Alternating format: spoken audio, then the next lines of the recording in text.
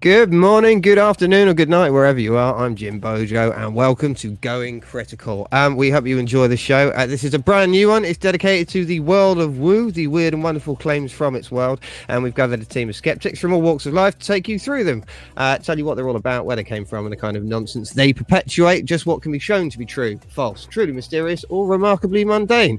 We're also going to have the odd guest from time to time to help us deal with the weighty subjects, which they're sort of better acquainted with than us, and we'll try and bring you news of brand new content creators out there as and when we find them to keep you up to date on good material in the community. Now, being the first show, we thought we won't burden you with too much information straight away. Instead, we're just going to go through a few of the subjects we're ultimately going to be covering to give you an idea of what we're all about, the sort of crazy things we'll be examining for your viewing pleasure. Before we do all that, though, you've got to meet the team. So 7 strong and fighting fit. Some of these folks you may know, some of them you may not. So with that in mind, I'm going to walk you around the panel. We'll find out just what we're dealing with. First up, we have got 1 Minute Debunk. Hello, sir. How are you doing? Hi, I'm good. It's a pleasure to meet you. I wonder if you could explain for the boys and girls watching roughly who you are and what it is you do. I do very short debunking videos that are about a minute long. Yeah, that's about it. Well, I mean, possibly that's your YouTube presence, but there's much more to you as a man. I've sort of met you in the last couple of weeks, and you are extremely deep, full of fantastic information. You've actually given us about 6 years worth of episodes for this show in one fell swoop. So, how long have you been making videos on YouTube? What is it that have made you start? Who did this? I started in January. It was a bit of a kind of a New Year's resolution type deal. Like, maybe I should get into this game. I've been into the whole skeptical / conspiratorial / fringe knowledge kind of things for a decade, probably more. And I got into the flat earth stuff last year because that's always a laugh. And I was a little bit disappointed with some of it in a way because it was all very formulaic. And I saw sort of niche in the market for really like short, tiny little videos. So that's the niche I've tried to exploit. So yeah.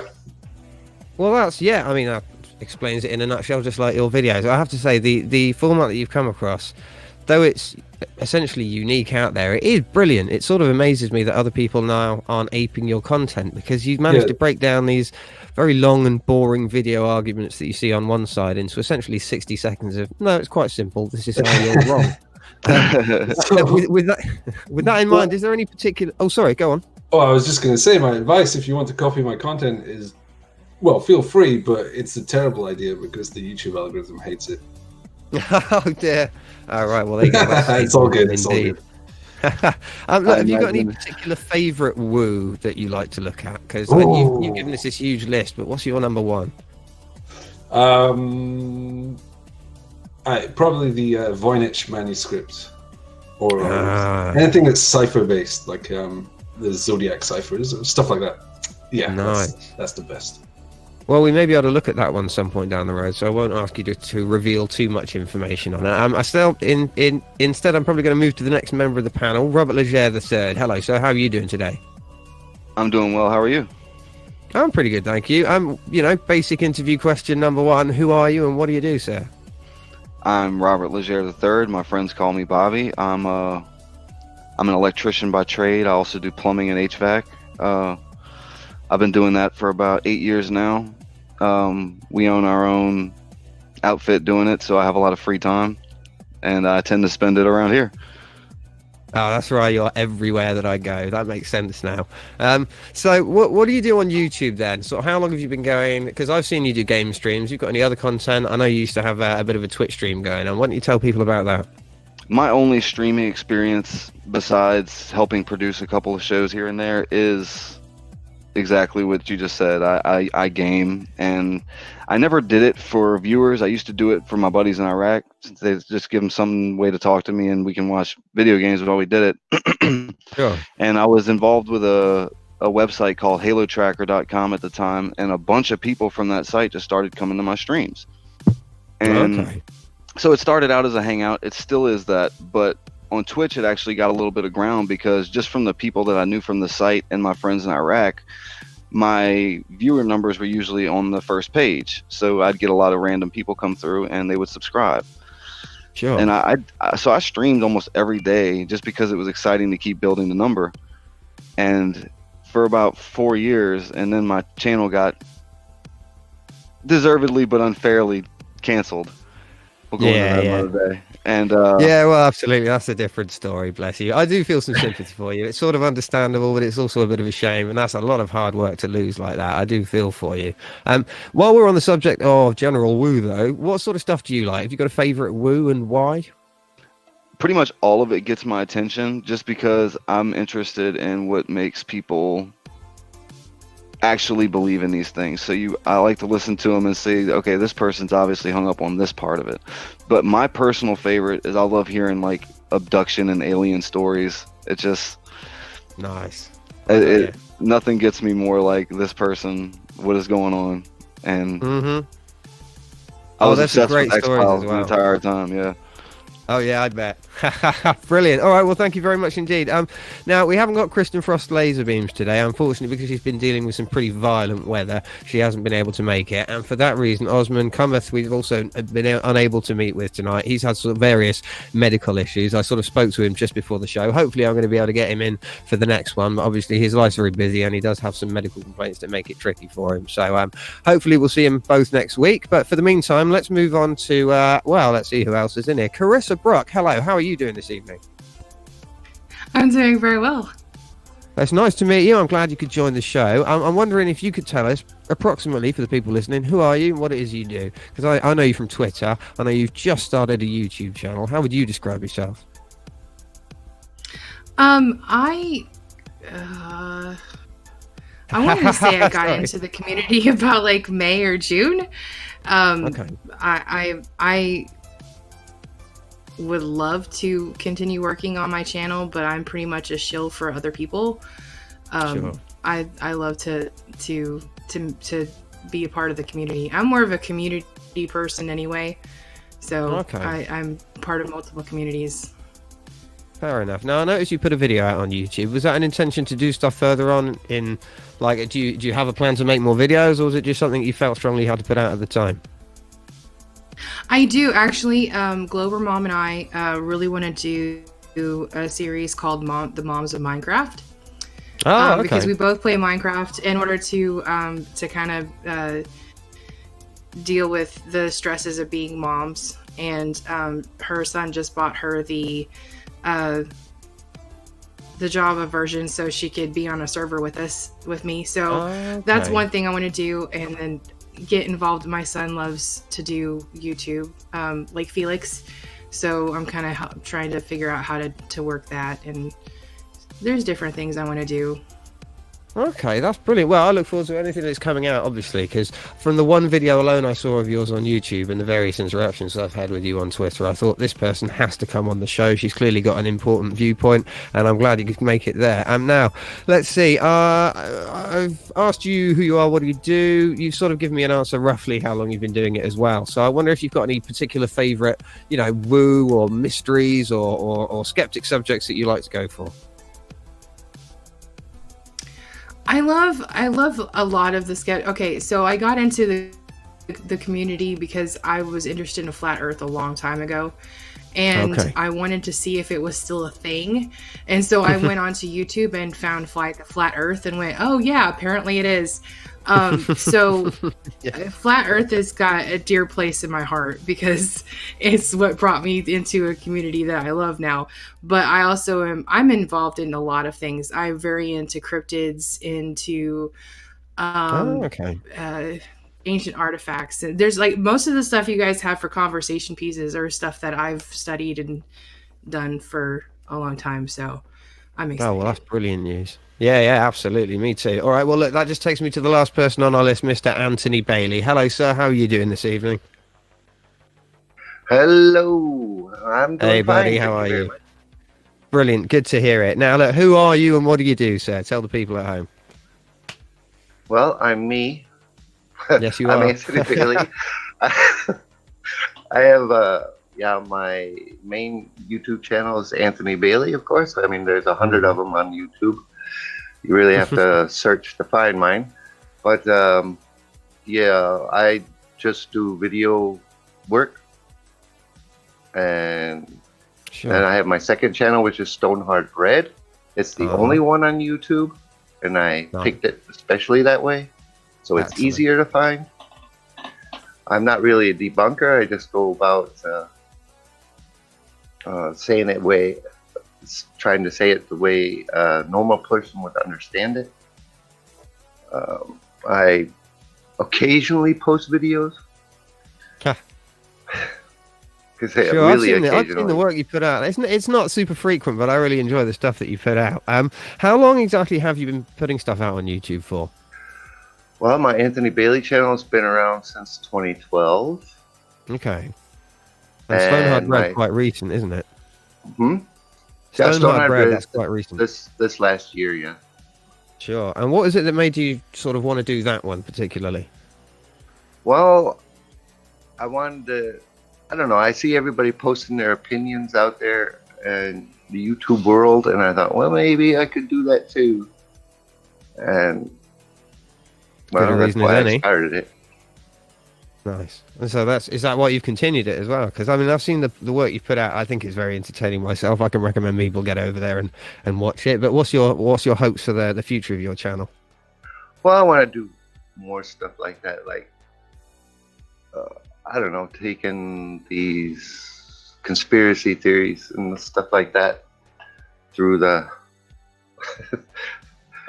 just making fun of them. Run them through the mill, make a bit of a laugh. Okay, that's cool. Well, have you got any favourite woo? What's the one you like most? Flat Earth or, I don't know, Ancient Aliens? What's your thing? I wouldn't say I have a favourite woo, but I am really interested in the universe and stuff, and those kind of theoretical physics. Sure. Is time travel a possibility and stuff like that? Oh, proper speculative stuff. Okay, that's cool. Yeah, well, that's definitely some of the stuff we're covering on the show. So it seems like you're a good guest to invite on. Brilliant. So, right, thank you very much, people. I'm very pleased that you all managed to come and join the show, and I'm hoping that people watching have a better view of what it is we're doing, who the people on the panel are, and how we look at things. For my part, I'm Jim Bojo. I interview people sometimes. My cat debunks flirfs. I started about 6 months ago because I wanted to talk to Steve McRae one day. Mission accomplished, by the way, so good news. And I really love young Earth creationism because as much as I love the Flintstones, it isn't real life. And it's just funny when people say it is. So I think that's everyone. If you have any comments or questions for the panel, please feel free to @Carissa Brock today. She's going to be diligently catching everything hurled her way and desperately trying to make some sense out of the tangled heap. We'll do our very best to get to them if we can. But you can always leave us a comment if we don't have time to get to you. We'll probably spot it eventually and get back to you that way. So, right, time to get on. Poor Punky's been working feverishly hard in the background today. He's been producing a slideshow of silly. We're all going to have a guess at what each image represents, and we can expand a little further on what we know about it and what we think is wrong too. Don't understand? That's fine. We're going to understand it in a jiffy. I'm going to turn over to our producer, Mr. Robert Leger III, to get us rolling. Bobby. All right. Excellent. Okay, so ladies and gentlemen, what are we looking at here? All I see is George Tsoukalos' hair. Yeah. It is rather good. Let's see. 1 minute debunk. What do you see in this image? Well, I constructed these images, so I know all the answers. I've got to act like you haven't I, really? Oh, okay. Yeah. Well, that's the pyramids, isn't it? It certainly is. That's called the leading question, because we all know it's the pyramids. Mm-hmm. I'm glad you're so ahead of the game on this one. So what do you think this image represents, Port Ponky? This is, to me, ancient aliens and these kind of weird astronaut theories, that kind of stuff. Indeed. Have you got any favourites in particular? I have a soft spot for the face on Mars. It's ridiculous, but it's an interesting example of how that kind of thinking can run away, and then when you get the real answers, it's kind of just mundane and silly. Well, this is it. Because, I mean, maybe you can correct me on this, but as far as I understand, the sort of explanation for the face on Mars is resolution. Like when we went back with better cameras and we took a look at it, it doesn't look anything like a face, essentially. It just happens to be at that height, that resolution with that camera. It bore a passing resemblance. Yeah, if you photograph enough hills, eventually one of them might kind of look a bit like a face. Yeah. And you come back later and you find out, no, it's just a hill. Turns out it was just a hill. As I recall, that's made it as a reference into films. Like there was a really dreadful film called, now was it was Mission to Mars, which was just ghastly, and it involved having the face on Mars being part of this plot to discover, oh my god, actually there were aliens there, they've left stuff behind. It's a dreadful movie, don't go and see it, but it certainly fueled a lot of pop culture over the years. And yet when you look at the image now that's been done with I think it was the Mars Reconnaissance Imager, it doesn't even, I mean, there's no resemblance to a face at all. It's breathtaking. It's just a mound of hills. Yeah. Is this what people call pareidolia? This is, isn't it? This is recognizing specifically faces in patterns, right? Yes. Indeed. That's exactly what it is. So, all right then. What about the other ancient alien myths? Does anyone else have any opinions on them? Because Bobby, I've heard you talk a bit about George Tsoukalos and what you think of his ideas before. What do you think? Well, if I'm being completely honest, I don't think they're his ideas at all. I just think he was willing to look ridiculous on camera weekly. Okay. There's this whole topic is weird to me because I like hearing how aliens built the pyramids, and there's a vault of alien technology under the Sphinx's foot, and just okay. You get into it, and you can. I'm not saying it's a good show, but it's a good show. Sure. I see what you did there. That's very clever. All right, Carissa, how about you? Have you seen the Ancient Aliens TV show on History? I have. Yeah, I've seen so many that they started repeating, and I that man's hair makes me want to go on a rant. Right, all on its own. We have this running bet. It is an alien in its own right. We want to know whether or not he looks like that in his spare time or not. Is it a disguise he wears this for work? So when he goes home, if he just like parts his hair neatly and puts on a suit, no one recognizes him because he doesn't have the hair, right? Or does he actually go home with the hair and, every morning buff it up to the full 8 inches of height? Like, it's pretty impressive. I don't think that anyone would deliberately make themselves look ridiculous so that people didn't recognize them from a show. But it doesn't make any sense. No, that totally. Why would somebody want to do that? No one would ever do that. Not even slightly. What about you, Anthony Bailey? What do you think? Have you seen Ancient Aliens? I've seen some episodes, and I just it's like, really. I mean, they are so ready to think our ancestors were so dumb that they would be able to build a square or place blocks upon another. It's right. Absolutely. It is still a little more to it than that, though, right? I mean, because they can't figure out today how to efficiently build these things without thousands of laborers, and it's pretty impressive. I mean, there have been various studies that I've seen now where one gent in particular worked out a way that you could sort of lever these things up at height in various ways. They also think that maybe for the largest pyramids, they had like an internal tunnel because there was this long diagonal channel with a sort of a smooth surface and notches cut into the stone. They could never really work out what it was for, and it became apparent that maybe it was a winch, and it ties up to this sort of top corner of the pyramid where there was a level, and they think this is where the tunnel came out, and they take the rock out, rotate it on this sort of balustrade balcony, and then take it up another level. So there are better and better explanations. Unfortunately, it doesn't seem like anyone thought to remember to keep the blueprints. That's our problem now. Bearing in mind that pyramids are a very common structure all over the world, and that a lot of different cultures seem to have mastered that sort of building in one form or another, I don't see what's so difficult to imagine about it, really. You build a set square and a ruler, a few bits of basic measurement equipment, you can get a surprising amount of accuracy, right? Ponky, what do you know about this stuff? Because obviously you helped make the picture. Are you aware of the history of where George Tsoukalos gets his ideas from? I've not read too much about that. I've seen like one episode of the show, and that was about enough for me.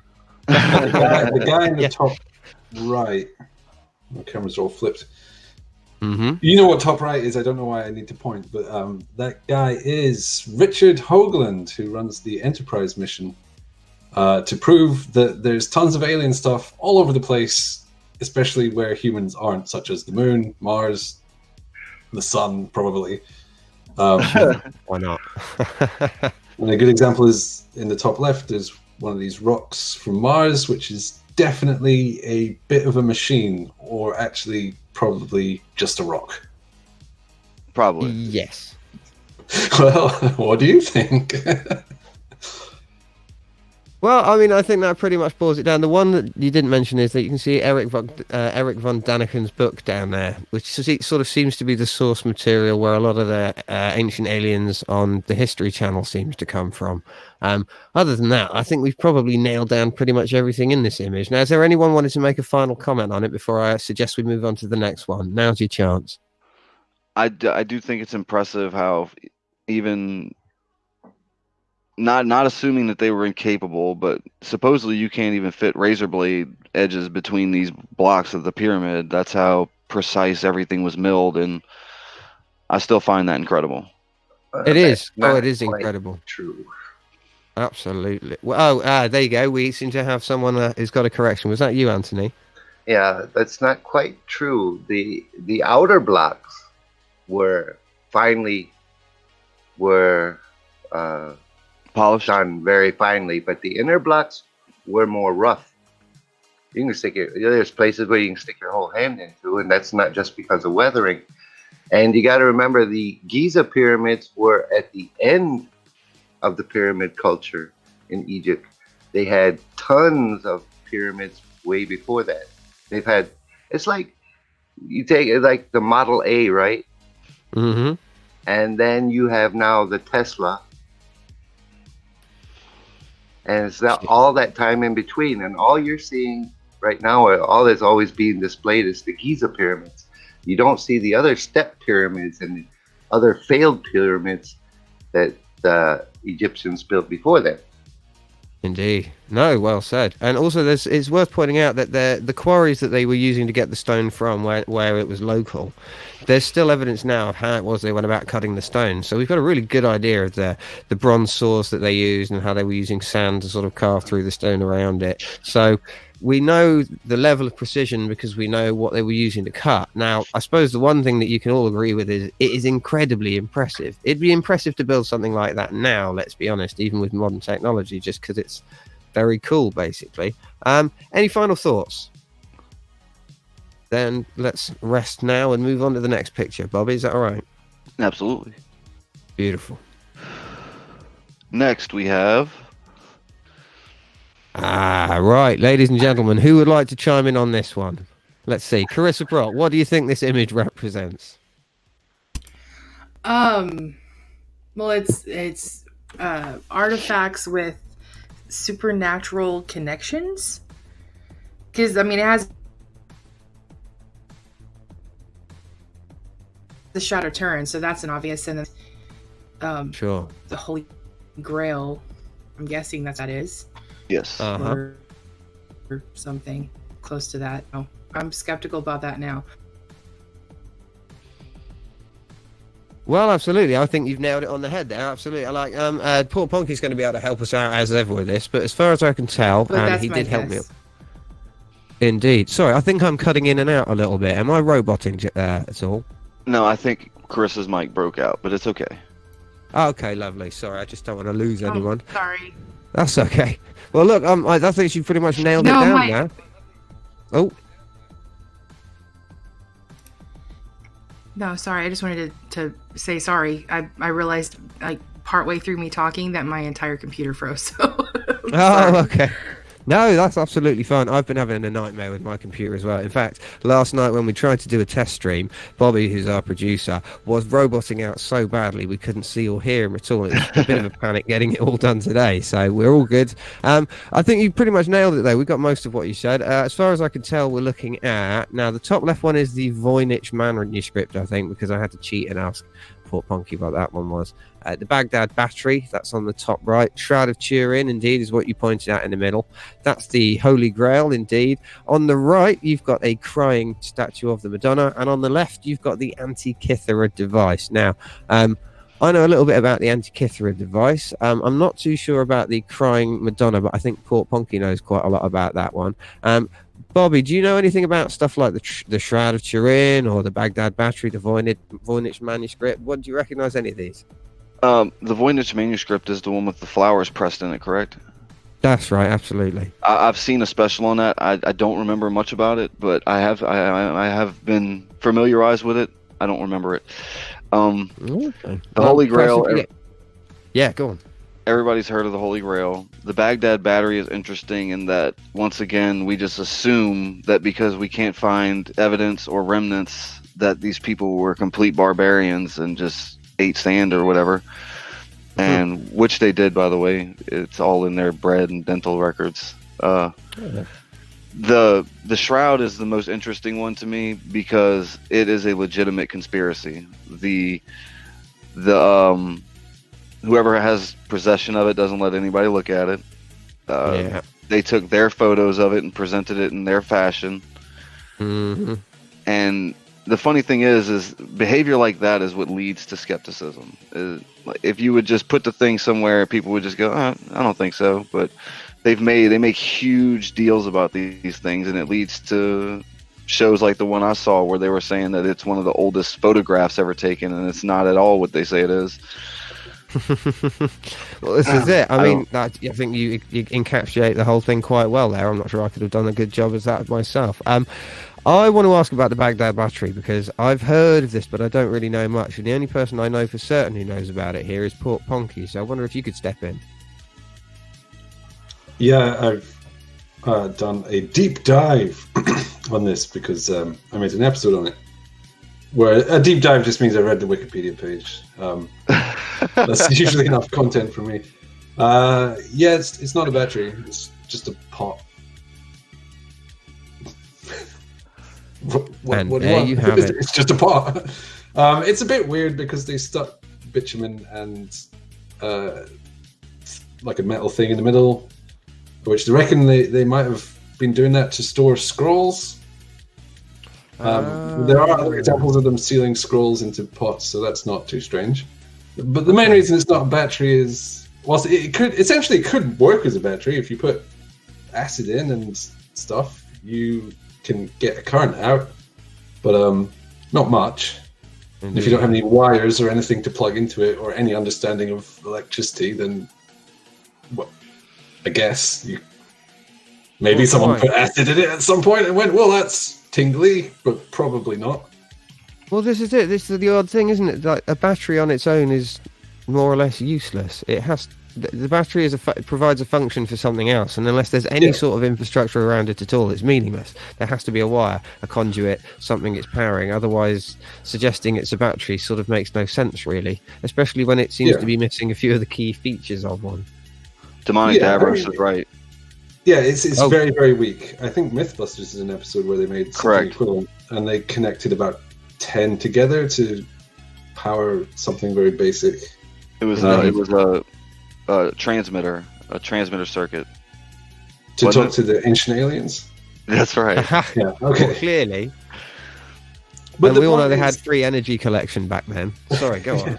Even if it could functionally be used as a battery, assuming someone put acid in it, and that doesn't mean that it was, because they didn't know that you could do that, and the effect is so small that they wouldn't realize something had happened even if they put acid in it.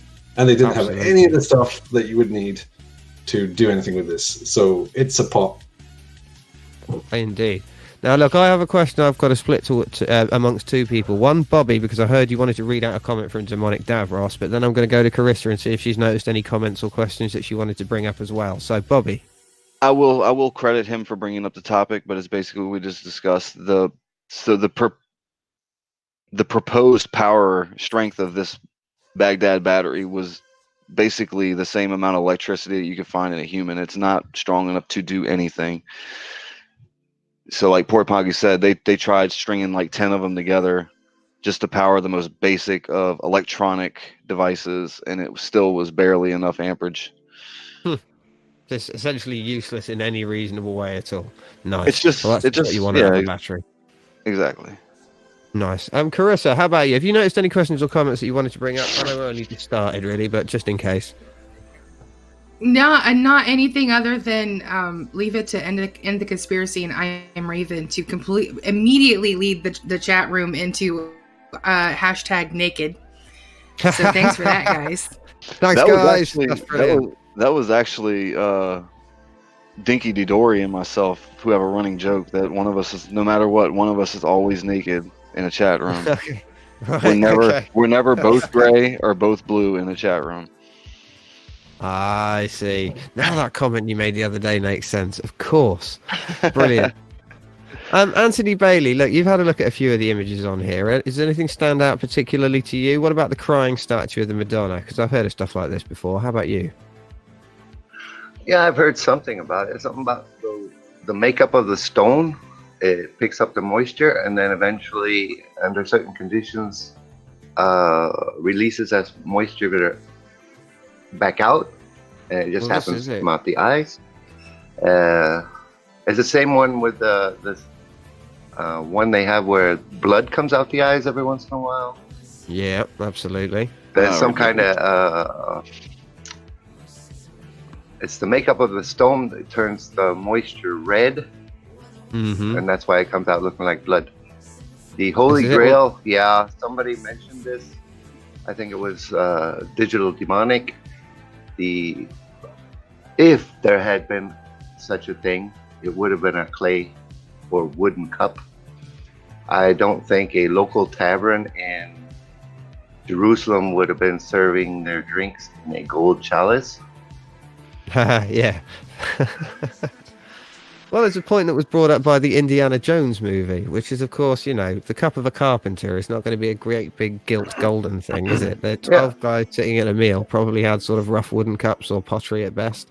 Doesn't make any sense to make it covered in jewels. It's bizarre. I thought that scene was so well done by Spielberg, and just because the expectation even of the viewer is that you don't even notice that wooden cup. You're looking at all the fancy ones, and you're doing the same thing Indiana Jones is doing. He's like, he looks at all of them, and finally he gets to the wooden one. He's like, wait, Jesus was a peasant, supposedly. Oh yeah. Where did he get this cup? So I'm gonna go with the wood. Nice. Absolutely. I think it's an excellent point. Carissa, obviously I spoke to you first, but have you got any thoughts at this point? I was reading up on the different statues, the crying Madonnas, and it seemed really interesting to me how many there are and the different types of fluids that they cry. Right. That they supposedly leak. So I that's something that I'm interested to see how they make that happen, because I don't. Well, indeed. I mean, like Anthony was saying, there's a couple of mechanisms that I've seen. There's one appears to draw moisture in from the base of the statue, and then when it comes out, it's from the eyes because of the heating of it, and because the rest of the statue has a glaze which won't allow the moisture to escape, so the moisture always rises through it. There's one which it's the nature of the stone causes the colouring. There's one which Port Ponky told me about where it's essentially sewage had been evaporating into the area and then was condensing all over the statue, and it had this sort of reddish brown colour, and people saying, oh, the statue's crying, and they were rubbing it all on their faces, and it was all a bit embarrassing. But this sort of thing seems to happen quite frequently, right? Port Ponky, why don't you tell us a bit about that? I mean, isn't it? Yeah, Irish Stew pointed this out in the chat that there was a broken sewage pipe on one of these statues nearby, and it was soaking through it, leaking out his face. It's a miracle from above. Then there was I don't recall his name, but there's a famous Indian skeptic, he was in India, who basically debunked this and said, no, it's sewage, that's disgusting. And as you can imagine, that didn't go down great amongst the devout in this situation. Yeah. Oh dear. One thing, whilst I'm talking, the Antikythera Is that how you say it? The Antikythera mechanism. Antikythera. I'm glad you brought this up. This is my favorite on this page. Go on. This is something I want to highlight. This is a really interesting thing, but it's not woo or conspiracy. It's just a really weird thing from history.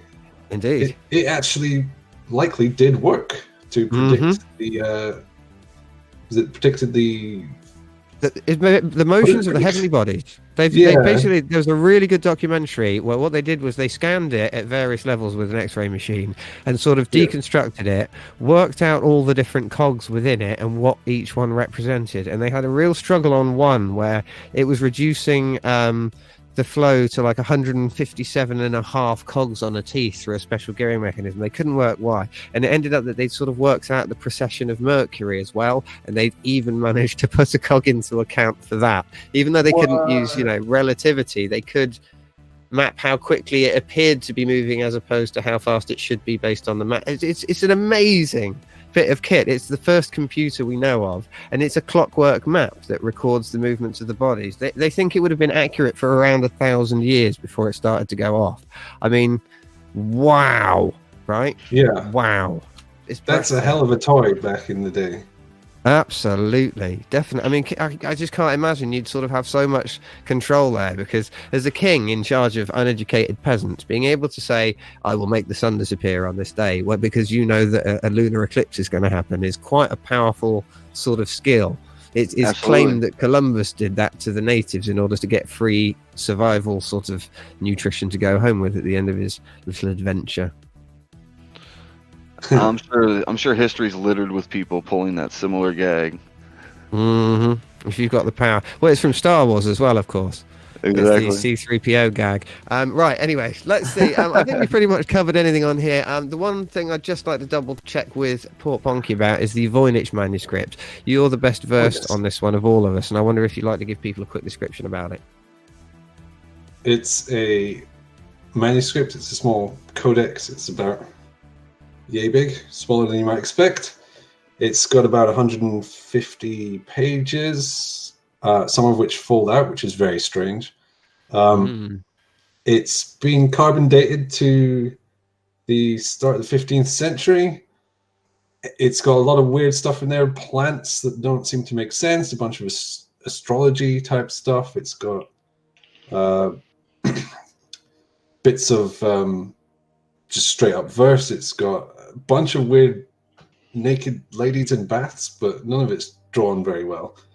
And it's got writing all the way through, and the writing doesn't make any sense. It's basically gibberish, but it doesn't quite mathematically seem like gibberish, which has got a lot of people very upset for a long time. I see. Because obviously if you're trying to determine if something is language that you've never seen before, there are certain recognizable patterns that you look for. And when presumably they run this through that sort of program, they end up getting a message that says, yes, it looks like language, but we can't work out what sort, right? It looks a bit like language in some ways, and it doesn't in other ways when you put it through a statistical analysis. And you can do the same thing for, is it a cipher? Because that's the obvious thing. If it looks like gibberish, maybe it's code.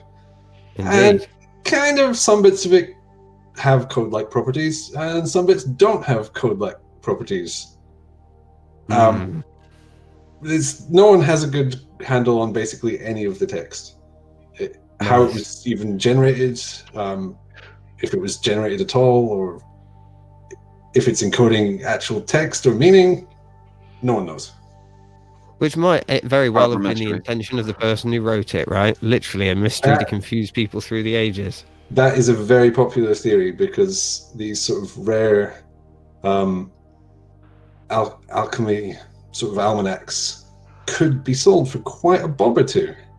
So maybe it's that. But then there's downsides to that theory as well. It's just sort of manuscript that has no answer. Every theory you can think of has decent reasons, but also really sort of bad downsides to it. Sure. So I mean, like as Bobby just said, it's a true mystery, really. It's just completely unravelable. It gives you just enough hints to make you think there's something there, but not enough to really get your teeth into. Yeah. Nice. All right. Well, I think we pretty much. Yeah. Before we move on, I'd like to point out what Digital Demonic Davros said regarding the statues. For it to be a miracle, all the objects must have a fluid of the same consistent makeup. One had sewage, the other condensation, another was even oil. Wow. Look at that. So it's different people or different phenomena happening to these statues. Indeed. Now, look, I've got my little buzzing system in the background, and I see one MD sort of buzzed in, but I don't know if it was a little while ago. Is there any last thing you'd like to add before we move on to the next pit? That was to talk about the anti-Kith mechanism. Anti-Kithra, indeed. Oh, that's all right then. I've forgotten. Brilliant stuff. Glad to say we got there then. All right, lovely. Well, in that case, Bobby, do you mind putting up the next slide for everybody, please? Sure thing. Lovely stuff. Now, let's see. Who did I ask last time? I think I'm going to turn to Anthony Bailey for this one. What do you see when you see this image? What do you think it's trying to describe?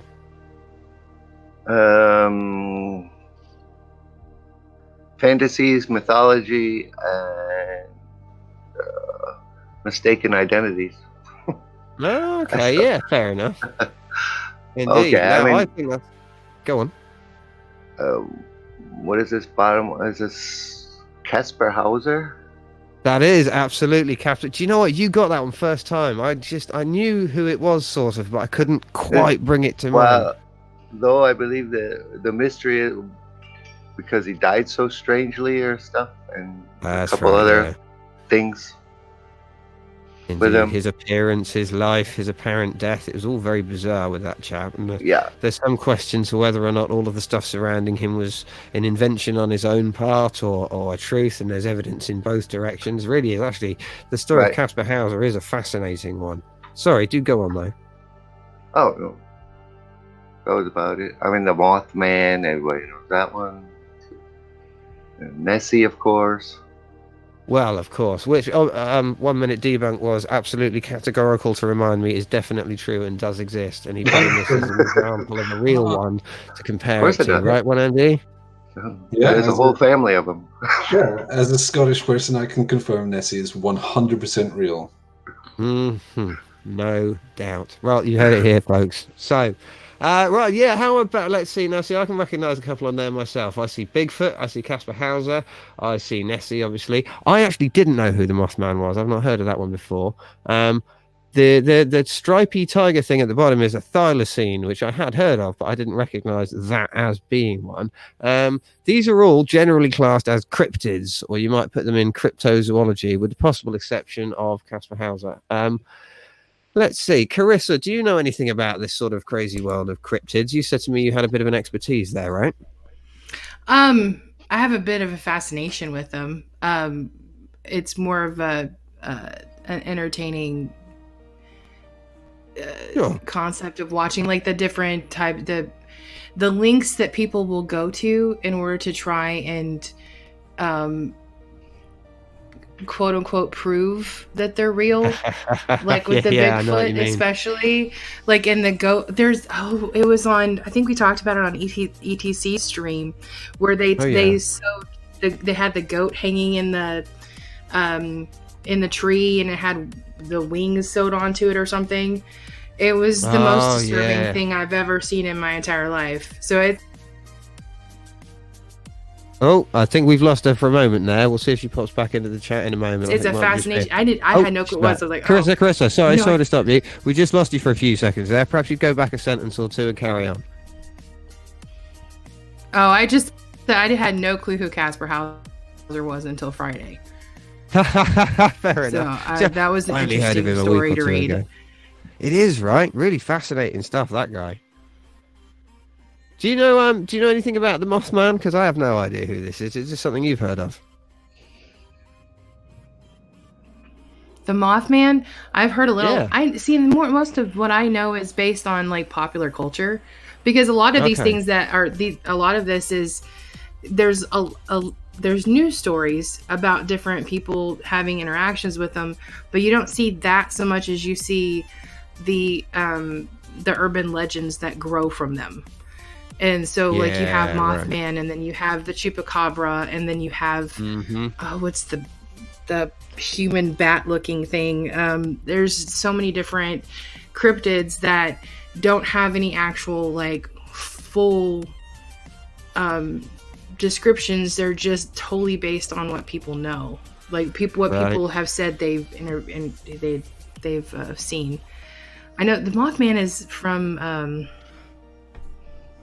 course now my brain goes blank. Well, don't worry, because I just had no idea about it at all. When Anthony said, of course, everyone knows the Mothman, I thought, really? In fact, you know what? With that in mind, perhaps I should turn back to Anthony Bailey just for a moment. Can you tell us a bit about the Mothman for those of us who don't know? Because that's me.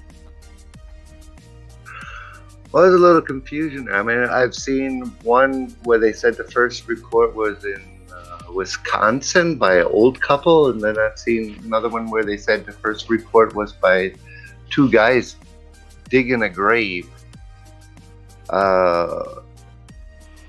Curious. Scientists have been saying something about it could have been a crane because they have up to a 7-foot wingspan and so a long body with feet. Okay. And it does perch in trees because the report from the two guys in digging the grave, but it all originated in Wisconsin. Okay. They seen it fly from a tree over to a bridge, practically. Sure.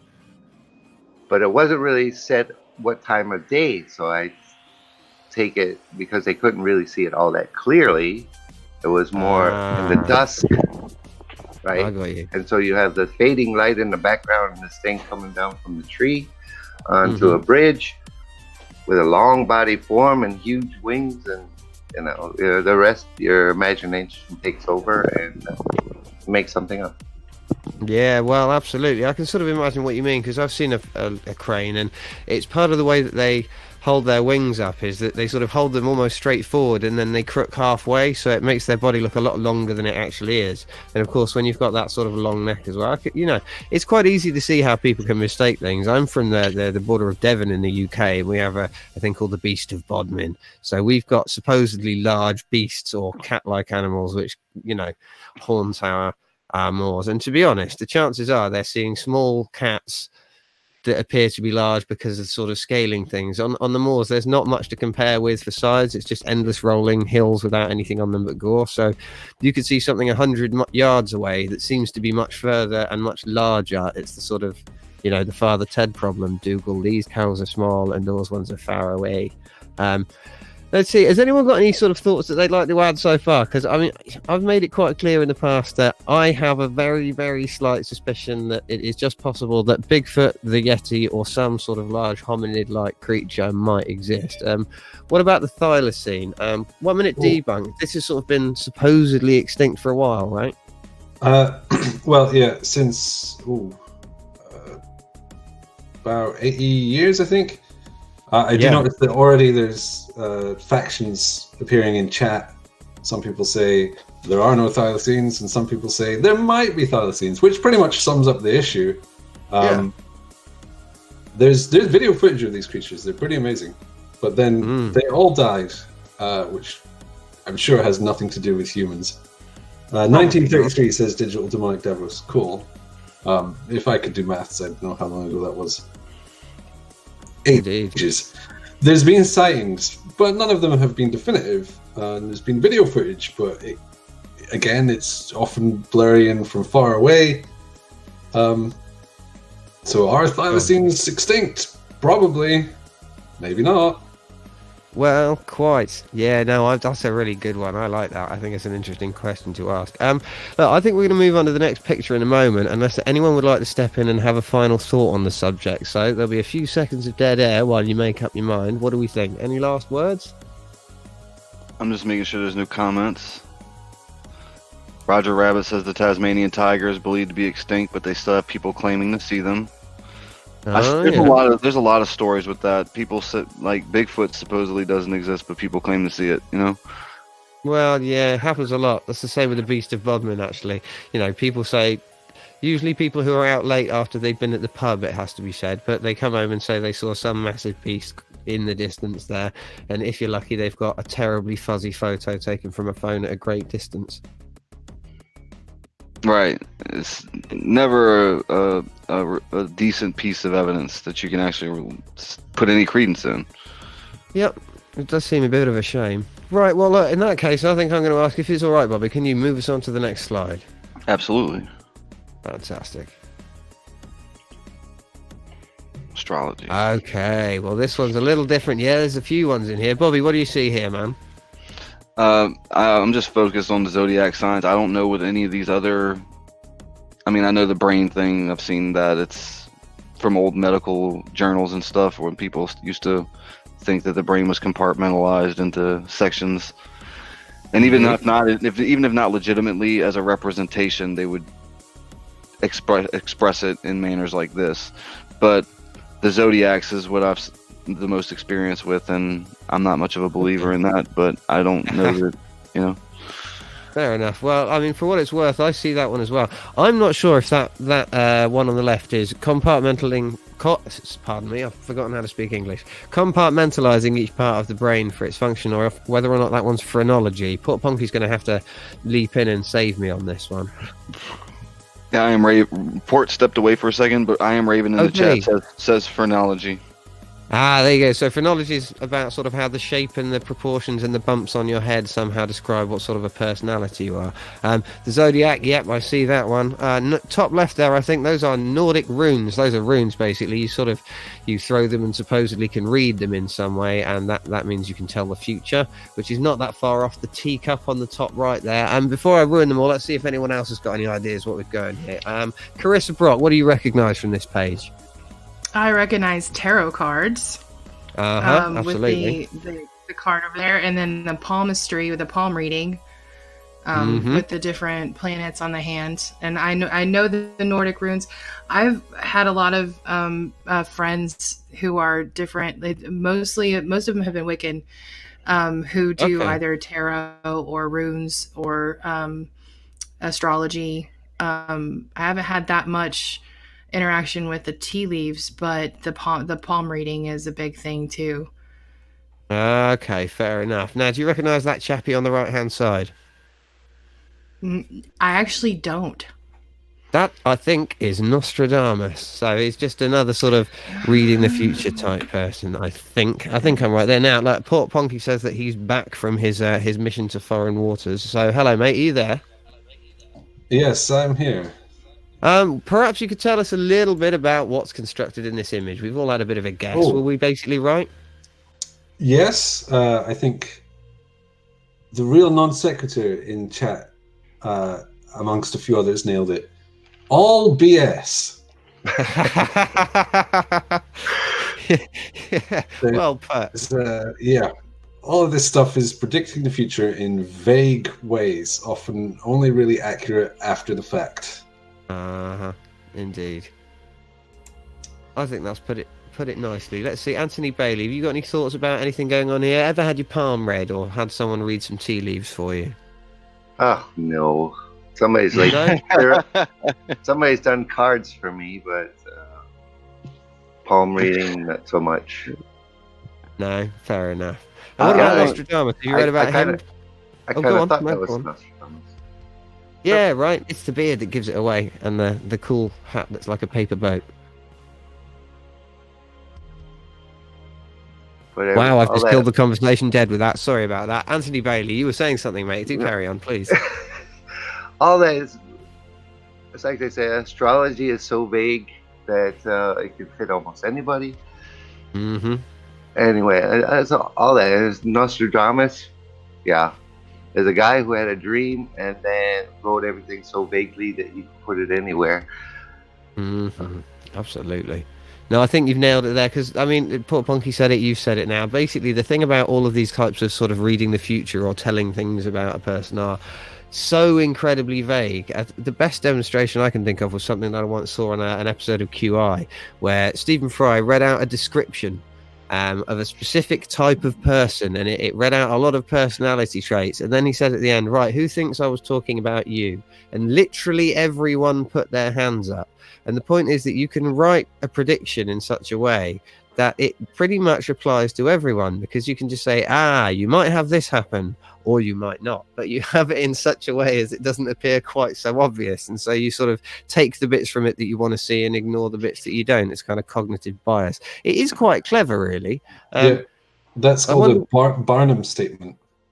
Yeah, that's right. Thank you. God, I'm glad you're here, mate. You know all of these things. This is our resident genius. Let's see. Now, go that far. well, yeah, that's possibly a bit. Has anyone got any particular thoughts they'd like to throw in with at this point? Because I'd like to know if anyone here has had their future read, for example. Anyone had a palm reading or some tea leaves? I've always been. Go ahead.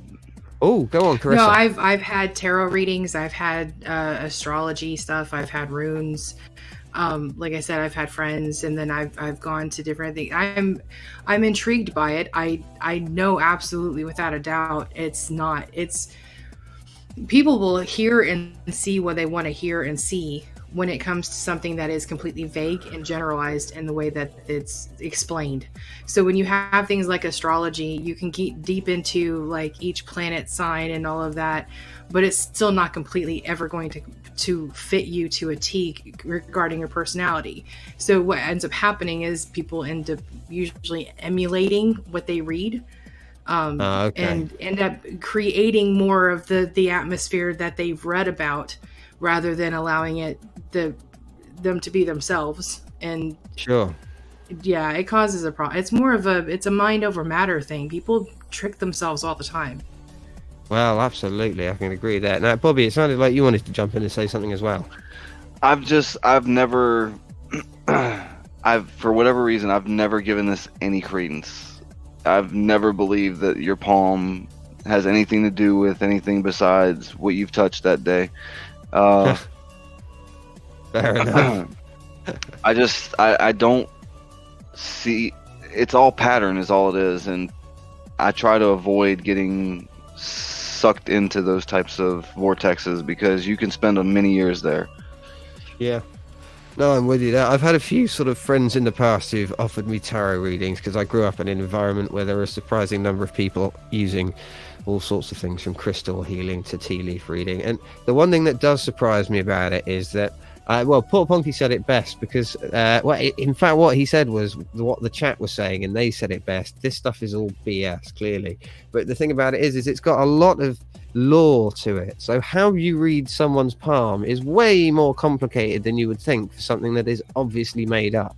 And how you read tea leaves is surprisingly in depth. There's a few steps you have to take to achieve it that are more than mere ritual. It seems like there's a list of how the patterns are supposed to work. It's still all nonsense, but I think a lot of the people following it don't even necessarily realize that that's the case. It's quite sad, really. Well, look, does anyone want to add any final topics on this before we move on? Because we've got a few more pictures left. I got one thing is that not all methods of future prediction are BS. The ones in this image, sure, but there's a lot of future prediction that humans do that is to an extent accurate, such as weather prediction, tons of stuff in space that we know is going to happen in the future. Predicting the stock market, you can make some nice green by doing that. So that's just something to think about. That it's not impossible to predict what's going to happen, but it's going to be stochastic. You're gonna have to often look at the odds and take a gamble. Anyway, the rest of it is bollocks, though. Yes. Well, it's this line between waving feathers around and actually having some sort of methodology with measurement involved, because the art of prediction is almost the basis of engineering. Let's be honest, it's knowing how things are going to behave in the future that allows us to build new things at all. So isn't there a Calvin Hobbes, it might be, strip where he asks how do they know how much weight a bridge can take, and the character says, well, they build the bridge and then they put heavier and heavier trucks across it until it collapses, and then they build it again and they know how strong it is. Yeah. Well, I'm not sure if that's how they do it these days. Maybe in the past there's a certain truth to that. But they do know how strong a bridge is without it collapsing. So well, indeed. A lot of mathematics. Lovely. Well, yeah, this is the thing, though. The mathematics is the tricky part. I mean, I've never been a particular expert on it myself, but at least I can see the extreme value in it. It's a sort of a perfectly unambiguous logical language, if you like, as long as you choose the right axioms and precepts to start with. Right, I think we've covered this subject pretty much to death. Let's move on to the next one. We'll see what we've got left. We're still got a little bit of time left. We'll give about another 10 minutes, and then we're going to start thinking about wrapping up. So, All Bobby, right. let's see what's next.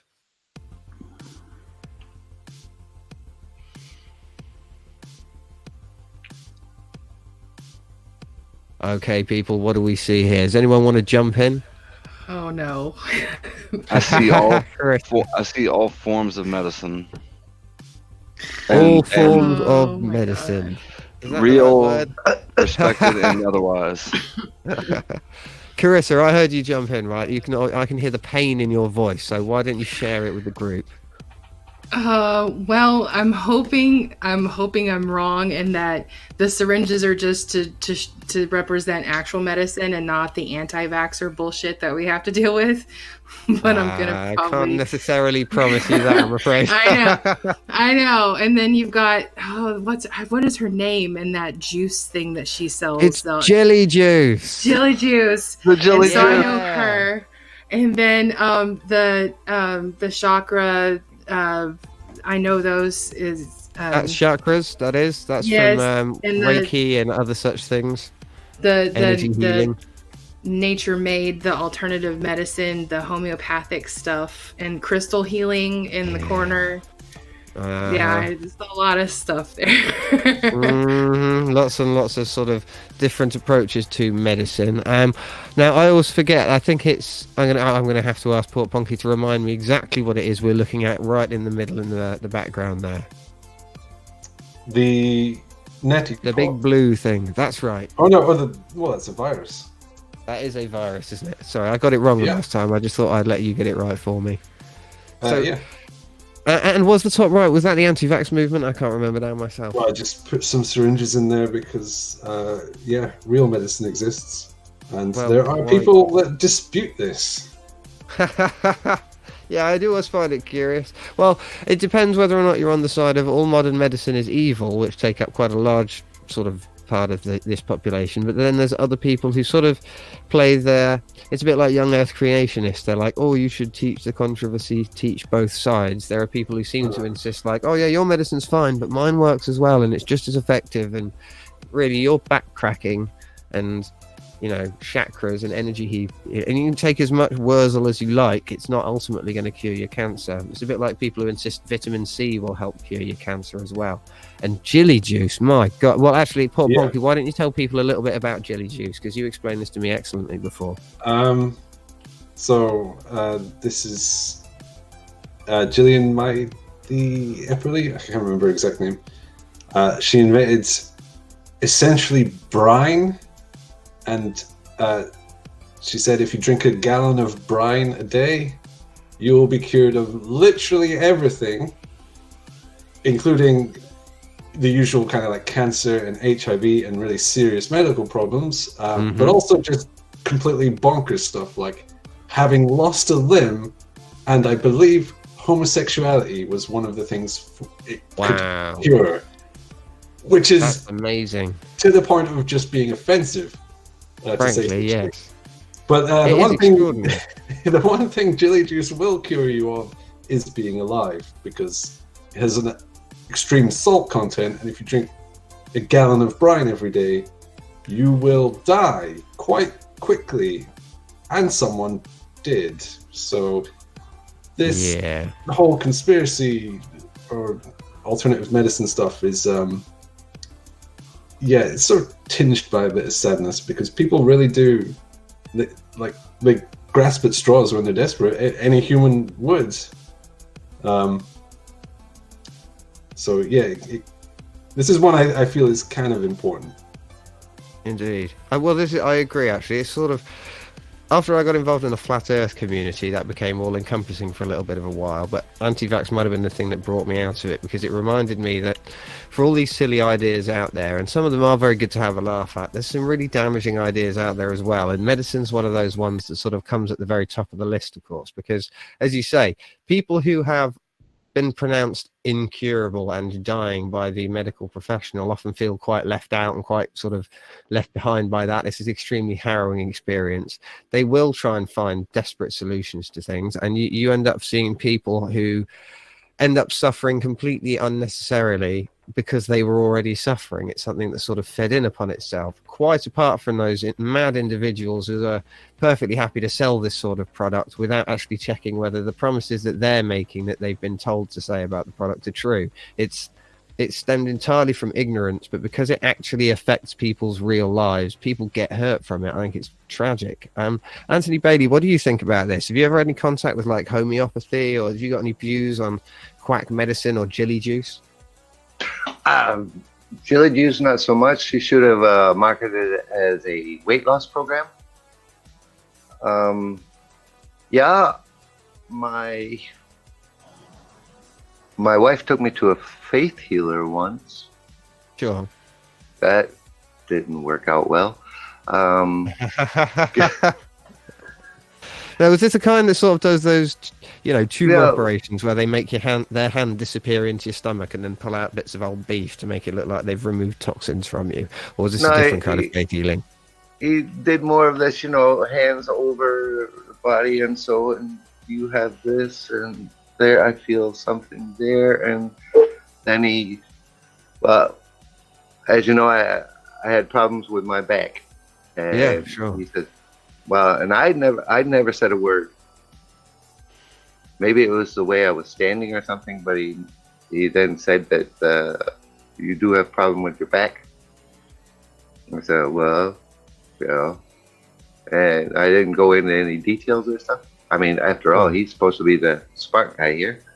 Right, absolutely. And, he laid on, okay, it was a little warm. It could have been from his hands. Some people have a higher metabolism and they're a bit warmer. Sure. So, yeah, okay. But it didn't do much.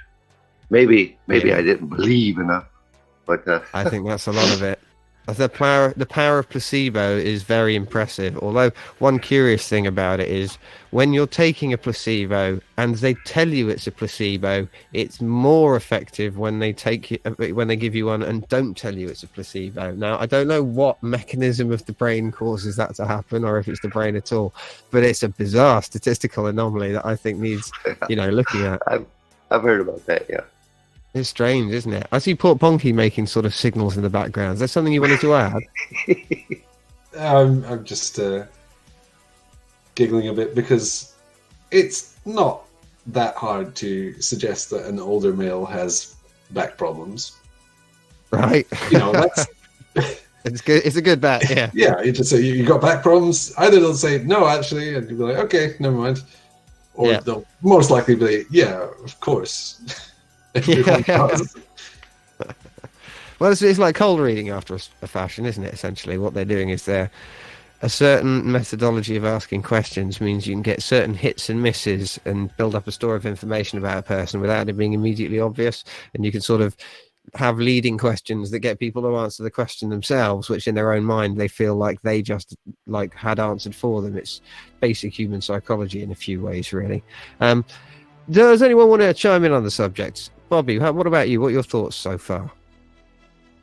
I'm against all alternative forms of medicine. I don't know why. I've just always seen it as skirting. You have an issue, you have people who study to fix it.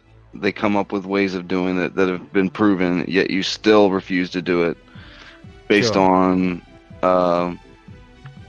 wives' tales or whatever you want to call it, Anti-vax, I'm extremely against as well, because that's one of those, like you guys were saying, it has a real consequence, and it's usually children who have no say in the matter. Sure. Look, if you're a grown adult and you want to hermit yourself and go live on an island and not vaccinate yourself against anything, by all means go. But don't do things like that to your kids. Yeah, I agree. That's sort of the main focus here. A lot about this show is that it's all very well looking at ideas that are bad and quite funny, but there's some pretty serious ones in there, and they need looking at, and people need to learn a bit more about them if they don't know already. Now, would anyone like to jump in with any final thoughts? Because I'm going to suggest we change picture in a mo, so now's the chance. Anyone? Love? Oh, no, lovely. In which case, Robert Leger, would you mind moving on to the next subject? Absolutely. Fantastic. Okay, well, I can see a variety going on here. I'm going to go back to Port Ponky for this one. What did you load up into this image for you? I think I can see a lizard person queen. I'm pretty sure that's James Randi, and I recognise dowsings. But what else have we got going on here? This is all just kind of popular stuff. I'm sure we all recognise the flat Earth in the corner. Something that I think we're probably not going to touch on very much because that's been done quite a lot. Boring. We've got Illuminati, dowsing, perpetual motion. The fact that the Queen is a lizard person, that's probably factual. Oh yeah, well known. Yeah. The Earth turning to sand and a polygraph test. There's James Randi. He did so much work debunking so much nonsense. He is a treasure to Earth.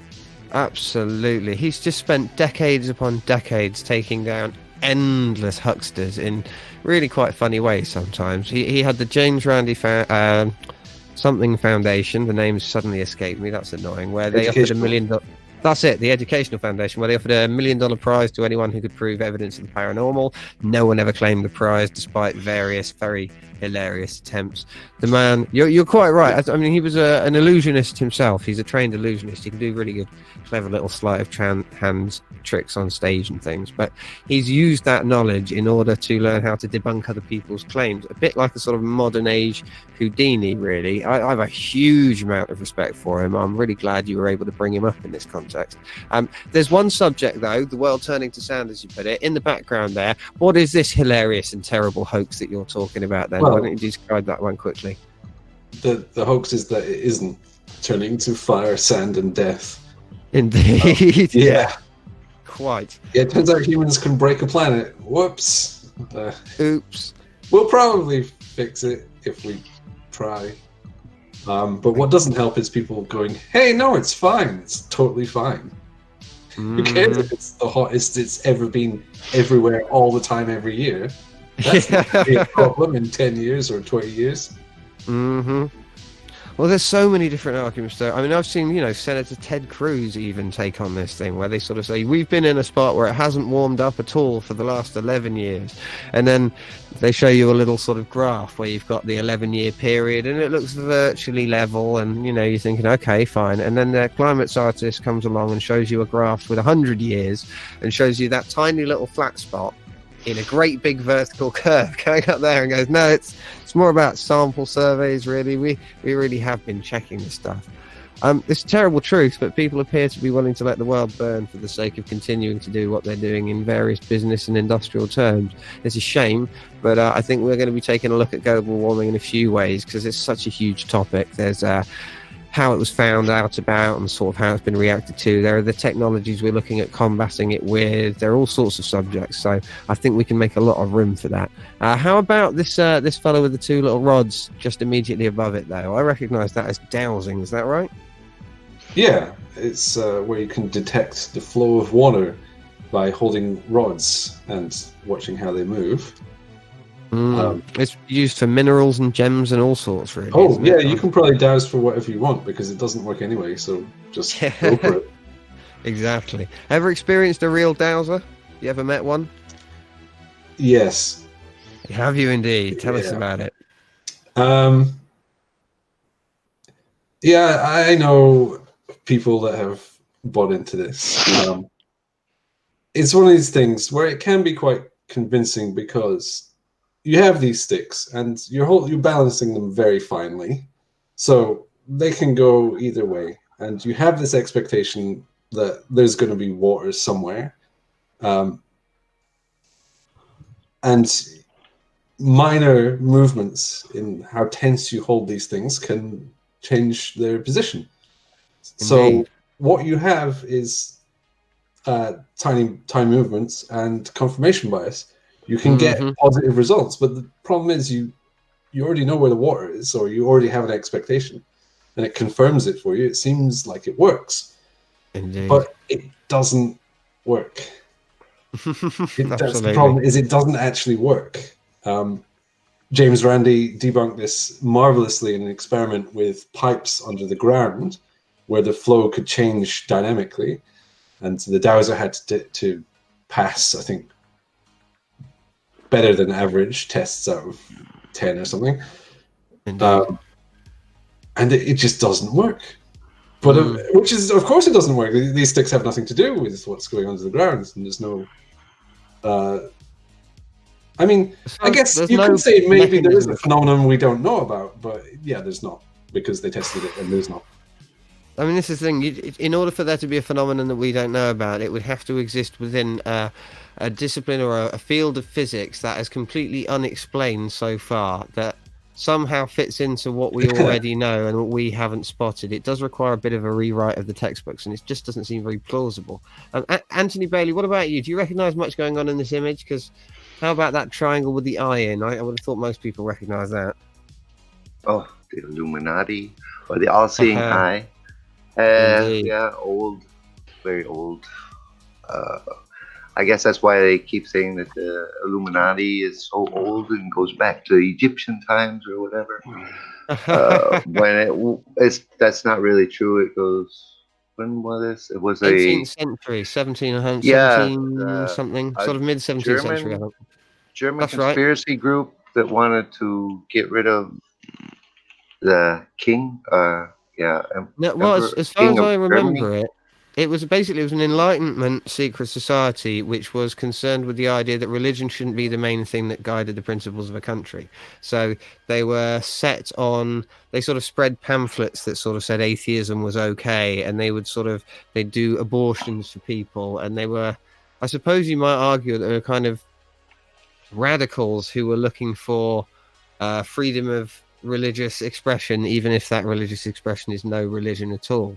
And it did evolve into this sort of complex secret organization. There were 13 layers to it. There was lots of symbology, but essentially it got destroyed from within by one or two people who were in there, who ended up writing to local officiates, and the whole thing was brought down. It was short-lived, that is to say, within the lifespan of the man who invented it. It had various basic political problems throughout its existence, like any organization, and it more or less dwindled away to nothing. It's never been thousands of years old. It doesn't appear to continue to exist at all today. This enormous conspiracy, this folk myth that's built up around it, is almost entirely fabricated and built on a very few basic facts about people who would meet for political gain, as far as I can tell anyway. Now, what about the other subjects on this? Do you know about David Icke and his claims about lizard people? I've heard. I've seen a few videos too. Oh yeah? Yeah, because he's a masterpiece. Right, I'm sure. Because that he's DNA amazing. fit. Right. Perpetual motion, free energy, yeah, not so much. No. Newton's third, isn't it? Is it Newton's third? Yeah. It's not going to work here on Earth because of gravity, and there's always going to be the resistance. So nothing can move forever. Well, indeed. There is no system that entropy isn't affecting, essentially. And Newton tells us that you can't get more energy out of a system than you can put in. And actually, in all practical purposes, you cannot get the same amount of energy out of a system that you put in, really. To get work out of it, there's always loss, full stop, pretty much. It's lost in heat and sound and all various things. Right. It's essentially heat. Bobby, what do you think, man? You've seen a few of these subjects before. Have you got any particular favourites? I mean, I know you like Flat Earth because that's where I sort of met you in the community. But what about the other stuff? Flat Earth's the one that comes to mind most because I've spent like endless time on it recently. Right. I'd never heard of the dowsing. The scorched, is that I guess I'm gonna call that scorched earth, but it's a huge over dramatization, like Port Ponky said. the Illuminati thing always makes me laugh, just because even if you had a secret society called the Illuminati, that's the biggest, most ridiculous secret ever, correct? So to me, it'd be a joke, if nothing else. I really don't subscribe to most of the things people apply it to anyway, but in the realm of not having any proof that they are wrong, you can't fully dismiss it, so why not? Yeah, absolutely. How about free energy machines? Because like there have been a lot of these over the years. There were hundreds of years, in fact. Really, it got quite big in Victorian period, as far as I'm aware. But even now, people like John Searle have been touting their Searle engines as if they're some sort of free energy thing. Have you ever come across these? Yeah, I mean, Barnabas Nagy claims that before the mud flood, everyone had free energy. So have you come across this sort of claim before? I have. Actually, I'm gonna tell you all the funny thing. My business partner is a master electrician. Yeah. And even he got sold on eBay a perpetual motion generator. I bet it was a Searle generator. I bet it was. He's still flogging those things today. Sorry, go on. I didn't know he had ordered it, but when we got there, I drove the forklift to get it off of the truck, and I saw it, and I'm like, dude, what the hell is this? And to listen to a 60-plus-year-old man who's been doing electrical for 50 years of his life buy into something like that, it killed me. I laughed. Okay. I'm not kidding. I laughed at him so hard that he never hooked it up. Really? Oh my God. Well, I almost want to say congratulations, because really, it was the right thing to do, Bobby. The guy got something, It had a huge transformer, two huge diesel spun engines. I'm like, dude, what are you going to do with this? I think he just wanted to test and see if it was a thing, I guess, but no, it's not. It's not, man. You put something, no matter what you put in, you're getting less than that out. If it wasn't that, all of our physics would be broken. Right. And the funny thing is, we sort of worked out free energy in a sense hundreds of years ago. The best kind of free energy is the stuff that's sort of hanging around us anyway, and we can just harness in a useful way, like wind, solar, the stuff we're working on with renewables. But they're not free.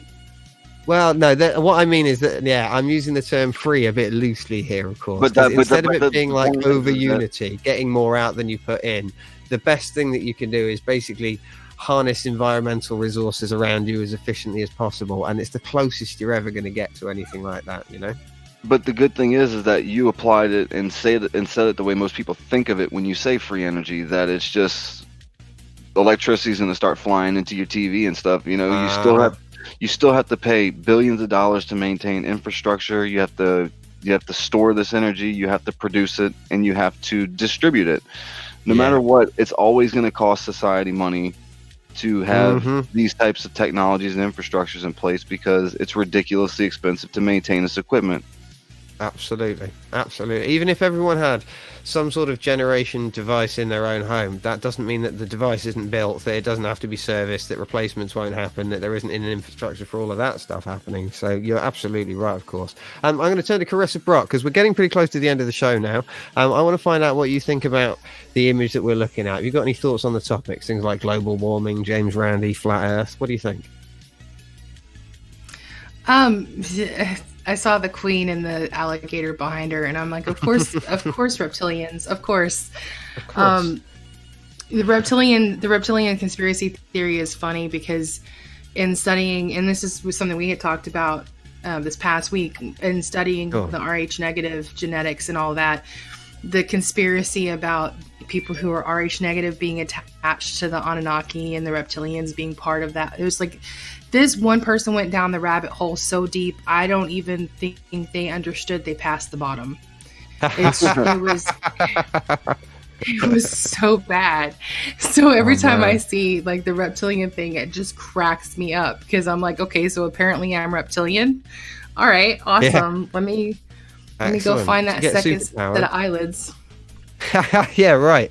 That's where it all stems from. A lot of the stuff I've seen is basically they're looking at digital footage and they go, look, you can see the second set of eyelids, and it's like, no, this is basically texture compression. This is an artifact of the way they compress the image, transmit it, and then unpack it again. If you lose a tiny bit of data or it throws, a couple of zeros in the wrong spot, then you get these odd little articles. And the fact that it looks vaguely like something else does not mean you get to immediately turn to Anunnaki and lizard people. David Icke's a bugger for this. He'll do like a 6-hour or an 8-hour speech where he just almost free-form sort of stream of consciousness comes up with this stuff off the top of his head. It's absolutely embarrassing how many people go there to watch it. Right? He's dangerous. Pinky Dodori said in the chat that he's banned from Australia. He's not allowed there. Yeah, that's right. He used to be a footballer, like the European kind, soccer, if you will. Gotcha. And he then became a sort of a football pundit, one of the guys on the show afterwards. And at some point in the 80s, he declared himself Jesus. He literally said he was Jesus. And enough people took him seriously that he managed to get some money off at the back of that. And from that point on, it just became conspiracy after conspiracy. It's like the man's honestly just lost it completely. People turn up to his shows, they love what he says, and now consequently he believes it. It's insane. Let's see. I think we're getting close enough to the end of the show that I'm going to start taking us around the table to ask on final thoughts, I think. So if I start at the top of the list and I go to Port Ponky, what do you think about the stuff that we've seen this evening? You got any final thoughts about the stuff we've seen and what's going to be coming up in the future for us? Oh, we've got so much to discuss, I guess. There's these images. There is more images that we didn't even get to. There is an endless sea of weird stuff out there. And even stuff that's not so weird, it's just cool or interesting or fascinating. Sure. Yeah. I think well put, absolutely. Because it's not just the woo, basically. There's plenty of woo and there are plenty of conspiracies that we want to have a look at, but there are slightly wider mysteries, or there are just interesting subjects. There's stuff about science and futurism that we might want to bring up. So there's going to be just this vast array of things coming forward, I think. What about you, Robert Leger? What about what you think you've seen today? I'll be honest, I don't know a lot about a lot of these topics, so I'm learning just as much as anybody here. This is just what I wanted it to be. I like the learning, and I want to hear people's opinions of things that I have heard about, because the hearing other people's perspective is how you get places, and that's all I'm thinking about, really. Oh, excellent. I think that's a good point. Well made. All right, Anthony Bailey, what about you, mate? Any final thoughts for the show today? Oh, I think it went pretty well. I would like to thank all the people that came. That was very nice of you. And tell your friends and neighbors, and they can be here next time too. Brilliant. All right. Yeah, thank you very much indeed, mate. That's amazing. In which case, I'll turn lastly to Carissa Brock. What about you? Have you had a good time on the show? Did you think we covered some good subjects? What do you think about stuff going forward? We've covered a lot of really good subjects. It's been the conversation's been amazing. The chat has been on fire, hilarious. Right. So this has been a really good, for a first show, this has gone very well, in spite of my computer deciding that it doesn't like me anymore. Yeah, we had a few technical troubles, didn't we? Yeah. Brilliant stuff. All right, look, that's great then. Look, okay, well, I don't know if I've got anything that I can add that would do a better job than these fine people have already, basically. So I think I'll remind you to hit the like button if you haven't subbed already. Give it a whirl on your way out. You never know, you might like it. And I'll just say goodbye. Thank you to everyone who made it. We'll be back next week, so hopefully we'll see you there. Good morning, good afternoon, or good night, wherever you are. I've been Jim Bojo. We've been Going Critical. Thanks for coming, and good night. Good night, everybody. Good night, everybody. Bye. Bye. Night. Come again.